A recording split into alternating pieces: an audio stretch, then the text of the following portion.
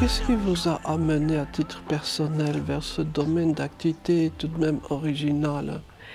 C'est mon parcours personnel où, dans une première partie de vie, j'étais dans le secrétariat et l'assistanat, donc l'écriture était déjà là. Et en fait, quand je dis que l'écriture a été un exutoire pour moi, j'ai fait un burn-out en 2010 et c'est l'écriture qui m'a permis de déposer des mots MAUX sur le papier, de les mettre à distance. Et c'est là où j'ai réalisé mes premiers poèmes, en fait.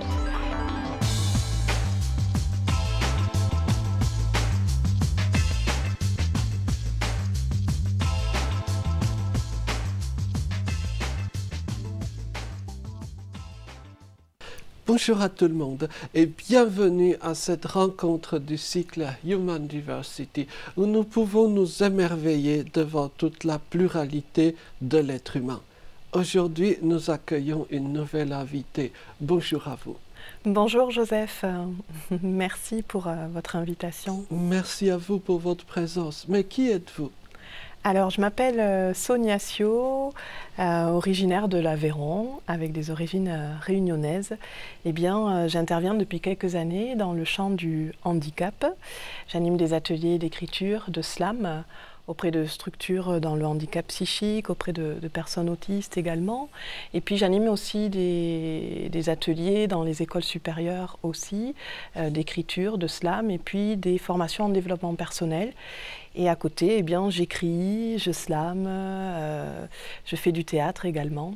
Je dirais que ce qui m'anime, c'est la transmission, transmettre pour éveiller les cœurs et guérir les maux de l'âme avec les mots, et ainsi amener plus de lumière dans nos vies. Le terme slam désigne donc une pratique artistique inclusive peut-être davantage que d'autres. Qu'en pensez-vous? Exactement, c'est vraiment un art oratoire qui vient des États-Unis dans les années 80 par Mark Smith, qui, ouvrier du bâtiment, était poète, est poète aussi à côté, et il a voulu vraiment extraire la poésie de son milieu, peut-être je dirais fermé, pour la rendre accessible voilà, à tout le monde.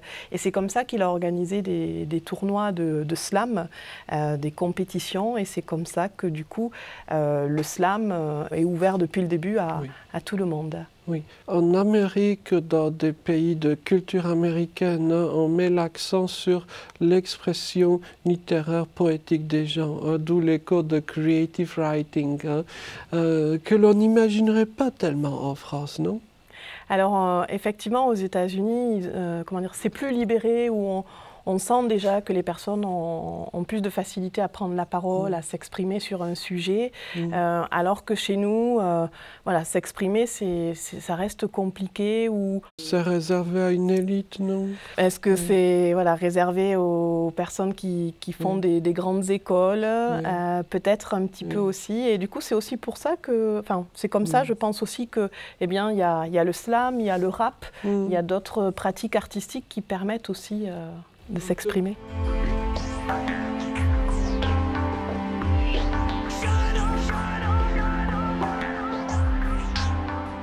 Que pensez-vous du culte de l'auteur?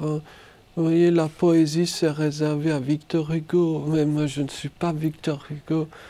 Alors, ce phénomène-là? Justement, c'est le retour que j'ai aussi quand des fois on me dit tu écris de la poésie, mais moi j'aime pas la poésie, ou alors c'est pas pour moi, ça me correspond pas. C'est vrai qu'à l'école primaire, on a tous appris de la poésie, donc des plus grands, Victor Hugo, Baudelaire ou autres. Et alors, à mon sens, on ne comprenait pas forcément, on devait apprendre la poésie par cœur sans en comprendre le sens. Et je pense aussi que c'est aussi pour ça que certaines personnes ne s'y reconnaissent pas, ou en tout cas se trouvent ah non, mais la poésie, c'est pas pour moi. Et finalement, la poésie, eh bien, voilà, ça reste accessible, parce que je dirais la poésie dans le slam, en tout cas, c'est quelque chose qui vient des tripes, comme j'ai l'habitude de dire, du cœur. Et du coup, on a tous quelque chose à partager au monde. Est-on toujours dégoûté à vie de ce que l'on a dû apprendre à l'école? Je crois pas. Je crois pas. C'est ensuite sur la route, on va rencontrer des personnes qui vont nous faire apprécier quelque chose qu'on a pu avoir en dégoût différemment, qui vont peut-être y ajouter un ingrédient qui va faire qu'on va redécouvrir cet art ou cette discipline et qu'on va y trouver du plaisir. Chaque art poétique repose sur un certain nombre de techniques, que ce soit les troubadours, que ce soit des poètes dits classiques. Dans le monde du slam, quelles sont les techniques fondamentales à maîtriser? Le slam, c'est autant l'oralité que l'écriture. Donc c'est vraiment de pouvoir jouer autant de l'un que de l'autre pour pouvoir déclamer. Ensuite, c'est aussi l'intention. Quelle est l'intention que je mets lorsque je vais déclamer? Qu'est-ce que j'ai envie de transmettre aussi au public? Voilà, parce que souvent on retrouve dans le slam un engagement pour une cause ou une autre, ou peut-être voilà, quelqu'un qui répare un petit peu une sorte d'injustice. Et du coup, voilà, qu'est-ce que j'ai envie de transmettre? Et peut-être qu'est-ce que j'ai envie de transmettre au-delà de moi aussi. Et puis oui, c'est une posture, c'est aussi une façon de claquer les mots, de jouer avec les sonorités aussi, de faire du silence pour justement que le public s'approprie un petit peu plus le message, les mots. Faire claquer les mots, est-ce qu'il y a donc une rythmique? Oui. Il y a peut-être des rimes, non? Voilà, certains vont être plus dans la rythmique, certains vont être plus dans la musicalité, dans la sonorité, d'autres plus sur le message. C'est aussi cela qui fait que le slam reste accessible à tous, où oui, il y a... il y a certains codes, mais en tout cas, on peut venir slammer et tout en conservant voilà, son univers et sa façon de slammer, en fait. Voilà, on n'a pas une procédure à suivre. Comment est-ce qu'on devient slammer? Comment on devient slammer? Eh bien, on va dans une scène ouverte, ou à Toulouse, par exemple, il y a un collectif, l'École du Magret d'Argent, par exemple, qui répertorie toutes les scènes slam sur Toulouse. Et je pense que c'est pareil dans chaque ville, en tout cas, où des bars vont être un petit peu partenaires, et du coup, il y a une scène ouverte ou une scène slam. Et ensuite, eh bien, on a envie de slammer, on va venir 30 minutes avant pour s'inscrire. Et le but, en tout cas, c'est d'avoir un écrit qui vient de soi, en fait. On ne va pas prendre une poésie de quelqu'un d'autre, mais en tout cas de venir avec son écrit. Et puis après, quand on nous appelle, c'est à notre tour de monter sur scène et de transmettre ce qu'on a envie de partager. Et généralement, quel profil de personnes participent à ces lieux de créativité?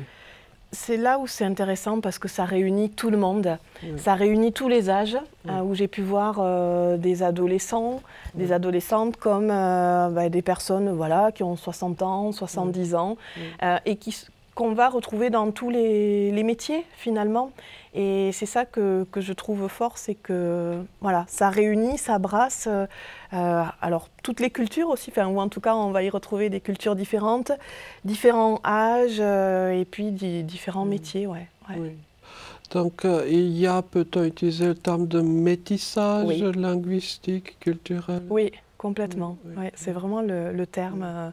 Et c'est vrai que quand on est dans une scène slam, autant on peut être slameur, mais autant on peut être spectateur et juste se laisser porter par chaque univers de chaque personne qui déclame. Et c'est une pluralité d'émotions, une diversité, où on est sur justement la diversité. Oui. Et je veux dire, qu'est-ce qui amène une personne, je veux dire, lambda à venir dans ce type d'endroit? Pour slammer ou pour écouter? Peut-être pour écouter d'abord. Pour écouter. Le slam reste cantonné à quelques personnes qui connaissent, mais de plus en plus, on a tendance à en entendre parler, déjà grâce à Grand Corps Malade notamment. Et donc c'est devenu un petit peu plus accessible et du coup ces scènes-là sont ouvertes. Et je pense que les gens ont envie peut-être voilà, de redécouvrir la poésie. Le slam c'est aussi l'émotion, l'émotion aussi beaucoup. Est-ce qu'on ne pourrait pas comparer ces lieux aux fameux cabarets d'il y a que ces 60 ans qui ont vu naître certains des grands noms de la chanson? Oui, c'est ce que j'imagine et j'imagine aussi que Victor Hugo, tous ces poètes se réunissaient d'une certaine façon aussi pour partager leur poésie peut-être aussi. Donc oui, c'est une forme de cabaret, de spectacle, éphémère, éphémère où c'est le temps d'une soirée. Un slammer qui va venir partager un texte, eh bien ce sera cette fois-là et peut-être pas une autre. Peut-on dire que Victor Hugo, à un moment donné, était provocateur avec sa bande de potes, écrivait des mots au hasard? C'est possible que, voilà, comme vous dites, c'était quelqu'un un petit peu rebelle, qui avait des choses à dire et l'écriture est vraiment un outil pour ça, où moi je m'en suis servi vraiment comme exutoire de l'écriture et que ce Victor Hugo-là avait des choses à dire. Et après, voilà, l'école façonne différemment. Façonne, ou peut-être on peut le dire stérilise la production des jeunes générations, non? À cause de ce mécanisme, je ne suis pas Victor Hugo quand même. Oui, et c'est là où quelque part, du coup, après on ne s'autorise plus. On s'autorise plus, alors que, et je le dis quand j'interviens dans les écoles, où dès lors où on a appris à écrire, eh bien, on a quelque chose à partager, on sait écrire. C'est ensuite le style qui va se développer, qu'on va développer à travers une pratique. Mais dès lors où on sait écrire et lire, eh bien, on a quelque chose à partager et à transmettre. Donc c'est aussi voilà, une manière par le slam de démocratiser un petit peu, rendre accessible. Comment se fait-il que dans certains pays, certaines cultures, il y ait une présence poétique très forte, un peu comme il y avait en France il y a plusieurs siècles où chacun pouvait réciter par cœur des heures et des heures de poésie? Comment se fait-il que nos sociétés modernes aient gommé, oublié, effacé cet arrière-plan culturel? Je pense que c'est aussi, oui, pour gommer, parce que dès lors où on prend un stylo et du papier pour écrire, voilà, comme je disais tout à l'heure, parler d'une injustice, défendre une cause, quelque part on exprime son avis, son opinion, et du coup, à un moment donné, ça peut causer du tort. Voilà, si c'est fait peut-être à grande échelle, je suppose. Donc, et aujourd'hui, on a voilà, l'apport du numérique qui fait que voilà, on a accès à une information, et cette information-là, tout est facilité pour qu'on voilà, on pense moins, ou on va moins critiquer, ou on va moins développer sa pensée. Et quelque part, si on arrête de développer sa pensée et d'exprimer son avis, ça peut faire des dégâts. On suit quelque chose, mais quelque chose peut-être qui ne nous correspond pas. Est-ce que le slam est pour certaines personnes l'unique canal pour exprimer cet avis? Pour certaines personnes, oui. Parce que l'écriture va leur permettre vraiment de mettre des mots, alors peut-être sur des mots MAUX, ou en tout cas de structurer leur pensée et ensuite de transmettre à l'oral.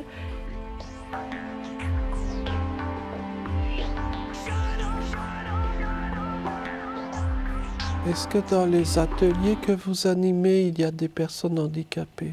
Oui, handicap psychique, schizophrénie, des personnes qui ont pu être confrontées à la dépression, autistes, voilà, différents types de handicap. Et ce que je peux voir, c'est que ça leur permet vraiment d'exprimer leur intériorité, et sans être jugé aussi, parce que c'est aussi ça le slam, c'est qu'il y a vraiment une bienveillance et comment dire, et je suis vraiment aussi à être vraiment sur ces règles-là quand on est du coup en atelier, et du coup voilà, les personnes peuvent vraiment exprimer le fond vraiment de leur pensée et sans être jugées. Et je crois que c'est un espace, voilà, le jugement, on en parlait hier, j'étais à un atelier hier et justement il y avait une personne autiste qui me disait Voilà, l'autre jour j'étais avec un ami, on discutait sur un marché, et puis il y a des personnes qui sont passées derrière moi et qui se sont moquées de moi. Et je crois qu'un espace de slam, ça permet ça en fait, ça permet d'être un peu dans un cocon où on peut exprimer qui on est sans peur d'être jugé. Est-ce que, par exemple, le fait d'avoir un certain profil qui est, par exemple, médicalement labellisé comme ceci ou comme ça, pousse à une certaine forme de créativité? Qu'est-ce que vous avez peut-être observé? Je ne pense pas que parce que la personne a un handicap ou un profil type, qu'elle est enfermée dans un sujet bien précis. Pour moi, j'ai observé des thématiques qui sont, dont les personnes se saisissent, qui sont universelles. Après, bien sûr, voilà, entre peut-être une personne avec un profil autistique et qui a un intérêt spécifique dans les jeux vidéo ou les mangas, eh bien oui, dans ses écrits, il va y avoir un vocabulaire ou un champ lexical en lien avec ça, mais en tout cas, le message derrière, il reste universel en fait, par rapport à, voilà, à la contrainte d'écriture que je vais donner au départ. Est-ce que, par exemple, pour les personnes 10, quoi, dont on connaît spécificité sur la question du texte, de la lecture, par exemple, est-ce que cela crée une forme particulière de slam ou qu'est-ce que vous en pensez? Ça peut amener une certaine originalité dans le slam ou peut-être au niveau des sons ou des jeux de mots. Hein, le slam, c'est aussi beaucoup où on joue avec les mots. Un trouble 10 ou souvent, c'est c'est une gêne pour la personne. Ça peut être un frein, mais effectivement, dans l'univers de l'écriture, ça peut être vu comme une richesse, justement. Pensez-vous que le slam puisse être enseigné à l'école au moment de l'apprentissage de la lecture? Ce serait une expérimentation intéressante, non? Oui, et merci de le formuler. Oui, parce que justement, c'est à ce moment-là où on commence à toucher à la poésie et qui va faire qu'après, du coup, la poésie, on va un peu la mettre de côté parce que voilà, on n'en comprend pas forcément le sens. Et c'est à ce moment-là où justement le slam pourrait être là pour favoriser l'expression personnelle. Et du coup, c'est aussi, pour moi, ça a été un médicament, je dirais, par rapport à l'oralité. Alors oui, j'étais à l'aise sur scène pour animer des événements parce que je faisais un petit peu le clown. Mais après, voilà, quand on est là sur scène avec ses tripes et à transmettre un message profond, eh bien on est comme ça, hein, on est tout fébrile, on a les jambes qui flanchent. Et du coup, c'est aussi un bon moyen, en tout cas pour développer son oralité, développer son écriture. On en parlait tout à l'heure où aujourd'hui, effectivement, avec le numérique, eh bien, il y a une hyperconnexion où on est toujours sur les portables. Et c'est vrai que le slam permet ça, en fait, hein, de revenir, voilà, on touche, on est sur du papier avec les crayons, on met les ordinateurs de côté. Et voilà, on va faire travailler son imagination, sa créativité. Et c'est comme ça aussi qu'on se développe. Justement, parlons du lien à propos des personnes les plus gravement exclues. Je pense à des publics socialement très fragiles, peut-être qui ont connu la rue, qui ont connu la délinquance. Est-ce que vous avez une expérience avec ces personnes-là? Qu'est-ce que vous retenez de leur engagement dans le slam? Oui. Alors, je suis intervenue dans une structure, justement, un chez-soi d'abord, auprès des jeunes qui ont justement, donc, on va dire, l'objectif de cette structure, c'est un toit d'abord, hein, ça parle, un chez-soi d'abord, pardon. Et il est vrai que ces personnes-là, voilà, ont pu être à la rue ou venir d'un milieu défavorisé ou encore avec un handicap psychique ou une ou plusieurs addictions. Et c'est pareil, se retrouver dans un espace d'expression où elles peuvent lâcher ou libérer. Alors des fois, ce sont des mots forts ou très crus, hein, mais on sent que voilà, ça permet d'être... c'est une soupape qui permet de libérer et toujours de la même façon, sans jugement. Sans jugement, donc c'est vraiment un espace d'expression.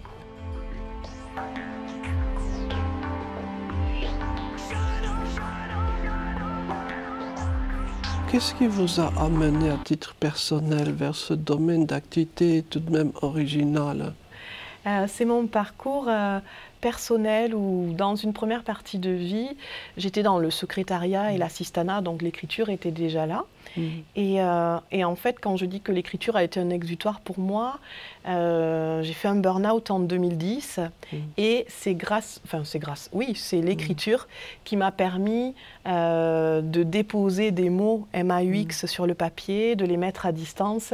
Et c'est là où j'ai réalisé mes premiers poèmes, en fait. Et j'ai compris que l'écriture avait vraiment un pouvoir thérapeutique. Et donc, ensuite, il y a eu une reconstruction, mais en tout cas, l'écriture a été ce média-là pour moi, ce moyen-là. Et sans compter tout le reste d'être accompagnée. Et comme ça, j'ai jamais lâché la plume, en fait. J'ai continué à écrire des poèmes. Et puis, au bout de quelques temps, je me suis dit, tiens, si tu allais sur une scène slam, les déclamer. Et au fur et à mesure, j'ai continué comme ça. Et c'est là aussi où je me suis dit, ce que j'ai fait pour moi, ce qui a marché pour moi, j'ai envie de le transmettre aujourd'hui parce que je suis sûre que ça peut aider d'autres personnes, en fait. Oui. Donc, heureusement qu'il y a eu le burn-out. Ah oui, je dis encore aujourd'hui que c'est un cadeau de la vie parce que, en fait, ça m'a ouvert à ma deuxième vie, où ma première vie, c'était peut-être la préparation à la seconde.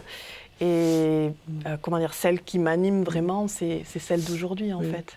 Mais est-ce que cette première vie peut animer réellement une personne? La première vie, je pense que elle est façonnée par l'environnement, par ce à quoi on doit se conformer. Et quand il y a eu ce burn-out, c'est ça, c'est que il y a tout qui explose comme une envie de dire je fais tout sauter. Et en fait, c'est là où on se retrouve un petit peu nu ou dépouillé quelque part. Et c'est là où on va aller vers des choses qui nous parlent plus, mais qui résonnent plus par rapport à qui on est et non par rapport à ce que la société voudrait qu'on soit, en fait. Une société qui est de plus en plus dure, peut-on le dire, parce qu'il y a encore 20 ans ou 30 ans, on ne parlait pas de burn-out. Est-ce qu'il y en a davantage ou est-ce que c'est une réalité qui a toujours existé mais dont on ne parlait pas? Aujourd'hui, on court et quand j'ai fait mon burn-out, je courais dans ma vie, je courais dans le travail aujourd'hui, dans cette société, il faut avoir des loisirs, il faut avoir un travail, il faut avoir des enfants. Enfin, il y a plein de normes auxquelles on doit répondre. Et si on ne coche pas toutes les cases, il y a comme un peu une exclusion, ou en tout cas, c'est comme si on n'avait pas réussi sa vie. Et avec le numérique, avec tous ces bienfaits qu'il peut avoir, et bien avec le numérique, où aujourd'hui on est dans une société où on consomme, on zappe, on le voit bien avec certains réseaux sociaux où on défile comme ça, on fait défiler des images, où tout va de plus en plus vite. Et du coup, plus on court, on voit l'effet que ça fait, ou à un moment donné, à force de courir. Donc, je pense que c'est avec l'évolution de cette société-là qui fait qu'il y a de plus en plus de burn-out. Et aussi le fait que, comme on le disait tout à l'heure, où cette première vie, où on est un petit peu dans le paraître, ou en tout cas on tente de répondre à une certaine norme, eh bien, aujourd'hui, de par le fait que ça va encore plus vite, quelque part, on en perd aussi le sens. Et du coup, s'il n'y a pas de sens, à un moment donné, on est comme un pantin désorienté. Et du coup, c'est là où on se retrouve à un moment donné, mais quelle est ma vie ou est-ce qu'elle est ma place ou qu'est-ce que je fais?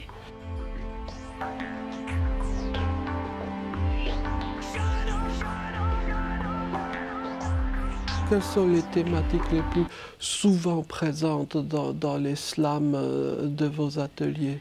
Alors, ce qui ressort, la différence, la diversité, le racisme également, le rejet, la violence aussi qui peut être faite aux femmes. le handicap aussi, bon, ça s'inclut pour moi dans voilà, la diversité ou la différence. Et puis aussi, oui, au niveau de l'environnement, de la terre-mère, de la nature, on retrouve aussi beaucoup d'écrits par rapport à ça. Politique aussi, hein, par rapport à certains avis que des personnes peuvent avoir, hein, dénoncer un petit peu certaines choses qui sont des décisions prises ou autres. Voilà, c'est tout ce qui va nous permettre un petit peu d'apporter notre pierre, notre contribution aussi d'une certaine façon, de faire entendre notre voix. Prise de parole en public, savoir structurer sa pensée. Quelles autres qualités professionnelles, puisqu'on est dans ce registre-là, développe le slam? Alors, on développe aussi une posture quand on est sur scène. Eh bien, voilà, il y a toute une posture qui va faire que notre message va être entendu, au niveau de la diction aussi, au niveau de la voix, qu'on puisse être entendu, voilà, transmettre un message en tant que tel. Donc en tant que manager aussi, si on a un message à faire passer à une équipe, eh bien de développer son écriture, ou en tout cas de voir comment on peut faire passer un message, eh bien ça va avoir aussi un impact là-dessus. Ça vient travailler vraiment à plusieurs niveaux. Et du coup, ça vient aussi faire travailler le stress, les émotions, la confiance en soi.